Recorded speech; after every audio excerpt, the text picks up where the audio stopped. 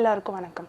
பொதுவாகவே நம்ம வீட்டில் சமைக்கிறத விட வெளியே வாங்கி சாப்பிடும்போது இன்னும் நிறையா சுவையாக இருக்காமல் நமக்கு ஃபீல் ஆகும். அந்த மாதிரி சின்ன சின்ன விஷயம் கூட நம்ம வெளியில் சாப்பிடும்போது ரொம்ப நல்லாயிருக்கும். நம்ம வீட்டில் ஒரு மேகி செஞ்சால் கூட அந்த டேஸ்ட் வந்து வெளியில் சாப்பிட்ற மாதிரி வராது. இந்த வீடியோவில் ஒரு லாரி டிரைவருக்கு மேகி சூப் சாப்பிட போன இடத்துல நடந்த விஷயத்தை தான் பார்க்க போகிறோம். இது ஒரு அர்பன் லெஜெண்ட் ஸ்டோரின்னு சொல்லுவாங்க. நான் உங்கள் ஹாண்டட் மைக்கேல். வாங்க வீடியோக்குள்ளே போகலாம்.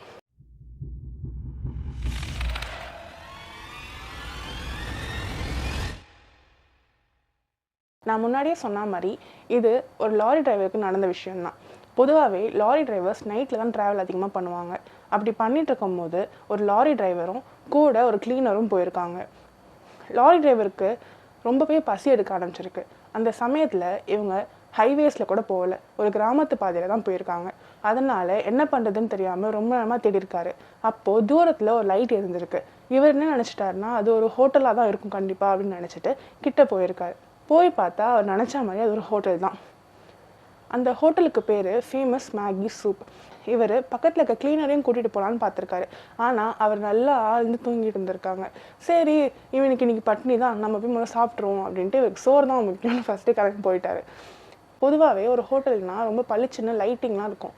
ஆனால் இந்த இடத்துல லைட்லாம் ரொம்ப டல்லாக இருந்திருக்கு. ஏதோ பழைய காலத்து இடத்துக்குள்ள வந்த மாதிரி இருந்திருக்கு. சரி போகலாமா, ஒரு கடை மூடிடுச்சோ அப்படின்னு நினச்சிட்டு பார்த்துருக்காரு. அப்படி பார்க்கும்போது ஒரு வயசானவங்க அந்த டேபிள்லாம் க்ளீன் பண்ணிட்டு இருந்திருக்காங்க. கூடவே ஒரு 4-5 பேர் அங்கே உட்காந்து சாப்பிட்டுட்டும் இருக்காங்க பவுலை பார்த்துக்கிட்டு. சரி, அப்போ கடை ஓப்பனில் தான் இருக்குது போல், நம்ம போய் சாப்பிட்லாம் அப்படின்ட்டு போய் டேபிளில் உட்காந்துட்டார். சுற்றி இருக்கிற யாருமே நிமிந்து கூட பார்க்கல. எல்லாருமே தலையை குனிஞ்ச மாதிரி இதே மாதிரி தான் இருந்திருக்காங்க. அப்புறம் இவர் என்ன நினச்சிருக்காருன்னா, சரி அவங்க வேலையை பார்க்குறாங்க, பசியில் வந்திருக்கோம், நமக்கு சோறு தான் முக்கியம் அப்படின்ட்டு இவர் என்ன பண்ண ஆரம்பிச்சிட்டாருன்னா, சரி சாப்பிட்லாம், என்ன சாப்பிட்லாம் அப்படின்னு யோசிச்சுட்டு இருந்திருக்காரு. அந்த சமயம் அந்த க்ளீன் பண்ணிட்டு இருந்த பாட்டி இருக்காங்களே, அவங்க சுட சுட ஒரு பவுல் ஃபுல்லாக மேகி எடுத்து வந்து இவங்க டேபிளில் வச்சுருக்காங்க. இவர் என்ன நினச்சிட்டாருன்னா, ஒருவேளை இந்த இடத்துல வந்து மேகி மட்டும் தான் விற்பாங்க போல், அதனால தான் ஃபேமஸ் மேகி சூப்புன்னு கடை போட்டிருக்கு அப்படின்னு நினச்சிட்டு, சரி நம்மளை வேறு பார்க்கும்போது பசியில் இருக்கும்னு தோணியிருக்கோம், எடுத்து வந்து கொடுத்துருவோம்னு நினச்சி கொடுத்துருவாங்க போல் அப்படின்னு இவரே நினச்சிக்கிட்டு சரி சாப்பிட்லாம் அப்படின்னு கிட்ட போயிருக்காரு. அப்படி போகும்போது அந்த வாசனை ரொம்ப ஹெவியாக சூப்பராக இருந்திருக்கு.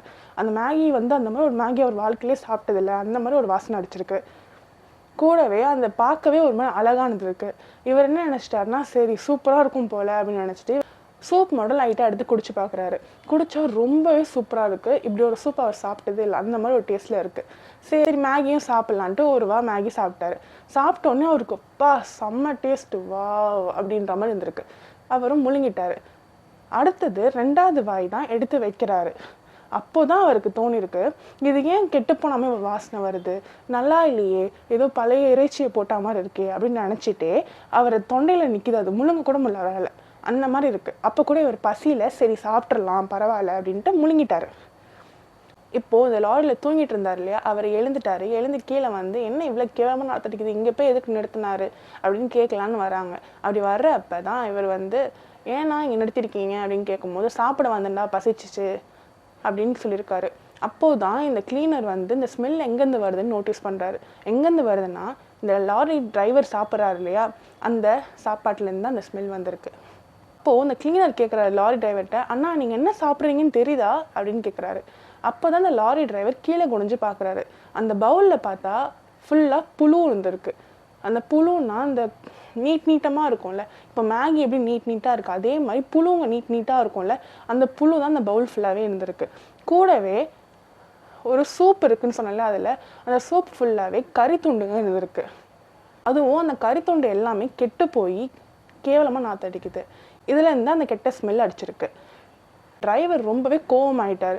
என்ன கெட்டு போன சாப்பாடை கொடுத்துருக்காங்க, நம்ம முன்னாடி பார்க்கும்போது இல்லை மேகி தானே இருந்துச்சு, இப்போ என்ன புழு இருக்குது, இப்படி ஒரு சாப்பாடு கொடுத்துருக்கேன் இந்த கிழவி அப்படின்ட்டு ஒரு கோவத்தில் இந்த கிழவியை தேடி உள்ளே போயிருக்காரு. அப்படி போய் பார்க்கும்போது இந்த பாட்டி வந்து கிச்சனில் ஏதோ வெட்டிட்டு இருந்திருக்காங்க. பக்கத்துலேயே இந்த குண்டான் ஃபுல்லாக மேகி சூப் ரெடி ஆகிட்டு இருந்திருக்கு, ரொம்ப கொதிச்சுட்டு இருந்திருக்கு. அந்த சமயம் இவர் வந்து கிட்ட போய் கேட்கலாம் அப்படின்னு போகும்போது அந்த பாட்டி வெட்டிட்டு இருந்த விஷயம் என்னென்னா, அவங்களோட கையோட விரலை, அவங்க கை விரலை அவங்களே வெட்டிட்டு இருக்காங்க. வெட்டி அது அந்த சூப்லையும் போட்டாங்க. இதை பார்த்த உடனே இவர் வந்து ரொம்ப ஷாக் ஆகிடுறாரு, பயந்துடுறாரு.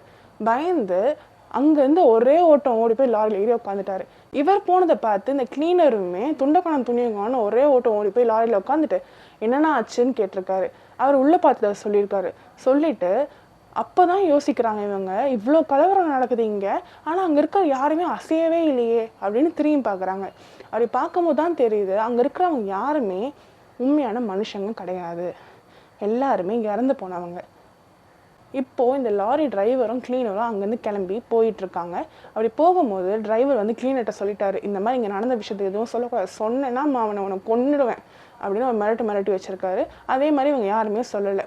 டிரைவருமே இப்படி ஒரு விஷயம் நடந்ததா கூட யார்ட்டையுமே சொல்லலை. ஏன்னா வந்து அப்படி சொன்னால் அப்போ அந்த புழுவை 2 வாய் சாப்பிட்டுட்டியா நீ அப்படின்னு கேட்பாங்கல்ல, அது இவருக்கு ரொம்ப அசிங்கமாக இருக்கும் அப்படின்றதுக்காக யார்ட்டையுமே சொல்லாமல் இவர் அப்படியே மறைச்சிட்டாரு. கொஞ்ச நாள் போக போக இவருமே அப்படி ஒரு விஷயம் நடந்தது அந்த பக்கம் போகும்போதுன்றதே மறந்துட்டாரு. ஒரு 7 வருஷம் கழிச்சு டிரைவர் இருக்கார் இல்லையா, அவர் வந்து அவரோட ஃப்ரெண்டை மீட் பண்ணுறாரு. மீட் பண்ணும்போது அந்த ஃப்ரெண்டு இருக்காங்க, அவங்க சொல்லியிருக்காங்க, இந்த மாதிரி ஒரு இடத்துக்கு நான் போனேன், ஒரு வில்லேஜ் ரோட்டில் எனக்கு ரொம்ப பசிச்சிச்சு, பார்க்கும்போது ரொம்ப கடைங்க எதுவுமே இல்லை, தூரத்தில் லைட் இருந்துச்சு, சரி சாப்பாடு கடையாக தான் இருக்கும், நானும் போய் பார்த்தேன். போய் பார்த்தா அங்கே ஃபுல்லாக வந்து மேகி மட்டும்தான் இருக்கும்னு கொடுத்தாங்க. அந்த மேகி வந்து ஃபுல்லாக பூச்சி தான் இருந்துச்சு, மேகியே இல்லை. கூடவே வந்து கெட்டுப்போன கறியெல்லாம் போட்டு சமைச்சு கொடுத்துருந்தாங்க. நான் வேறு அதை சாப்பிட்டுட்டேன். அப்புறம் தான் எனக்கு தெரியும் அது புழு மேகி இல்லைன்ட்டு. எனக்கு ஒரு மாதிரி பயமாயிடுச்சு, அங்கேருந்து தப்பிச்சு வர்றதே எனக்கு பெரும்பாடாக போயிடுச்சு அப்படின்னு சொல்லியிருக்காரு.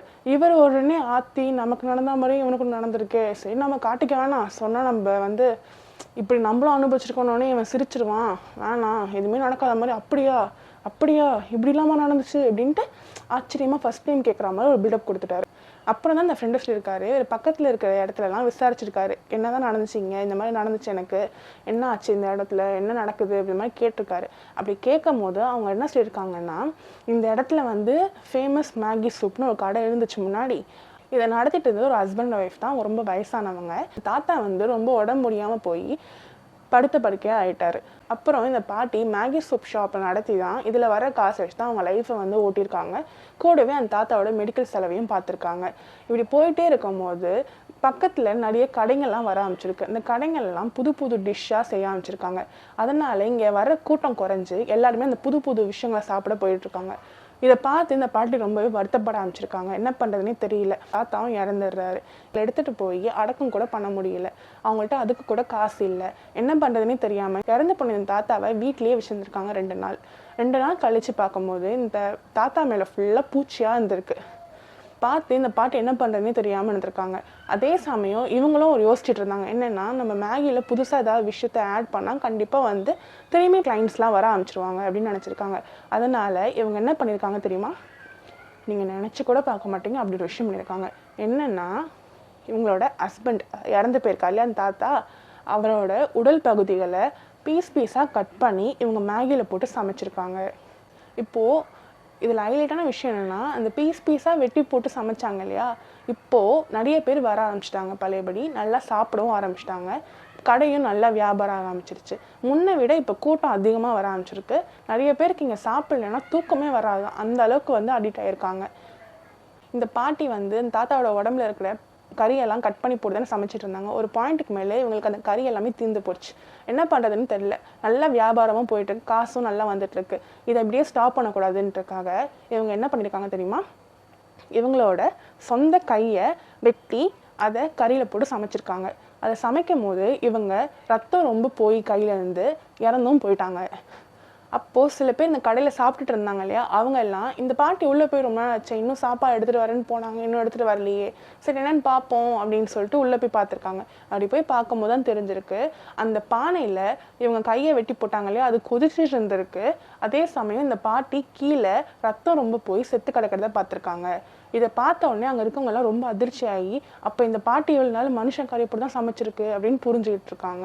அதே நேரம் இந்த பாட்டியோட ஹஸ்பண்டுமே காணும் இல்லையா, ஸோ ஒருவேளை அவர் ஏற்கனவே உடம்பு முடியாமல் இருந்தார், அவங்கள கொன்று கூட நான் பாட்டி வெட்டி சமைச்சிருக்கோம் அப்படின்னு நினச்சிட்டாங்க.